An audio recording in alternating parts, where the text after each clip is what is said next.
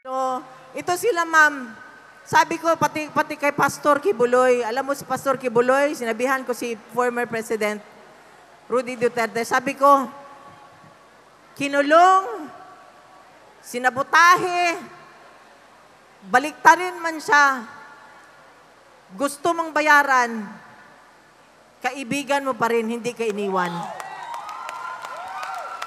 Ganon, ma'am, ang piliin ninyo. Ngayon, ang nakaupo, ano nangyari? Ha? Pera. Inuuna yung pera. Wala na tayo. Basta sila may pera, nasa kanila ang pera, okay lang. So kaya, ma'am, nakikiusap, ma'am at sir, nakikiusap ako. Sana ngayong darating na eleksyon, ito na, dito na lang tayo. Dito na lang tayo, ma'am.